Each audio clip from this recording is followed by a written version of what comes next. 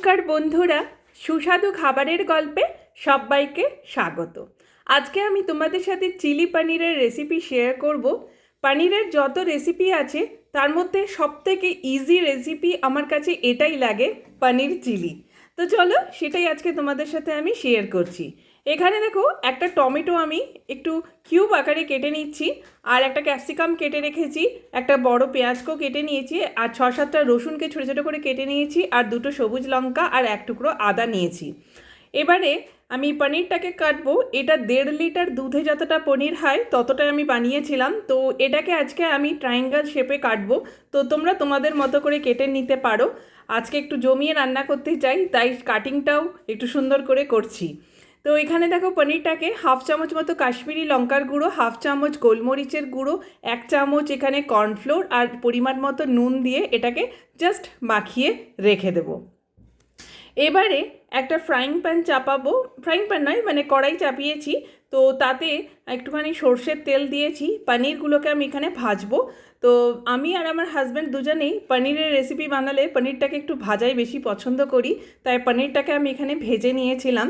তো পনিরটাকে এখানে ভেজেও করতে পারো, আবার না ভাজলেও চলে। তো আমি এখানে এক পিঠ ভেজে নেওয়ার পর আবার সেটাকে টস করে আবার সেকেন্ড পিঠটাও ভেজে নিয়েছি। মানে পনিরটাকে বেশ সুন্দর করে এটাকে আমি ভেজে নিয়েছি। পনিরটা আমার ভাজা হয়ে গেছে। তা পনিরটা ভাজা হয়ে গেলে এবার এটা উঠিয়ে নেব, আর ওই সেম কড়াইতেই একটুখানি সর্ষের তেল দেব। তারপরে যে রসুনটা কেটেছিলাম সেই রসুনটা আমি এখানে দেব।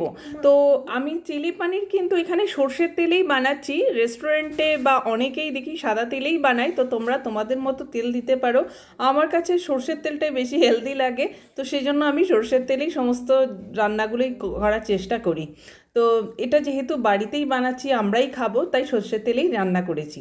তো দেখো রসুনটা একটু ভাজা ভাজা হওয়ার পর পেঁয়াজ, ক্যাপসিকাম, লঙ্কা, টমেটো, বাকি যেগুলো ছিল আদার টুকরো সব কিছু এখানে দিয়ে দিয়েছি। তারপরে পরিমাণ মতো নুনটা এখানে আমি দিয়েছি। নুনটা দিয়ে জাস্ট 4 থেকে 5 মিনিট একটু ঢাকা দিয়ে দেবো। ঢাকা দিলে কি হবে, ক্যাপসিকাম, পেঁয়াজ এগুলো একটু সফট হয়ে যায়, কারণ এই রান্নাটা করতে বেশি টাইম লাগে না। তো সেই কারণে আর এইগুলোকে ভাজারও দরকার নেই খুব বেশি, জাস্ট একটু 4-5 মিনিট ঢাকা দিলেই এটা সফট হয়ে যায়। এবারে পনির রেখেছিলাম যে বোলটাতে, সেটাতেই আমি 1 চামচ মতো এখানে কাশ্মীরি লঙ্কার গুঁড়ো আর 1 চামচ মতো এখানে নিয়েছিলাম অ্যারারুট। তো এই দুটোর মিশিয়ে একটুখানি জল দিয়ে সেটা এখানে দিয়েছি। তারপরে একে একে সস দেব। টমেটো সস 1 চামচ, 1 চামচ দিয়েছি সয়া সস। এবার সব কিছু দিয়ে এটাকে এখানে একটুখানি নাড়াচাড়া করব। আর 1 চামচ মতো কিন্তু এখানে আমি ভিনিগার দিয়েছি। তো ভিনিগারটা অপশনাল, দিতেও পারো আবার নাও দিতে পারো। তারপরে এটাকে জাস্ট একটু মাখা করার পরই জলটা এখানে দিয়ে দিয়েছি। যতটা গ্রেভি করতে চাও সেরকম মতো এখানে জল, খুব বেশি চিলি পনিরে জল লাগে না। তো একটুখানি আমি জাস্ট জল দিয়েছিলাম।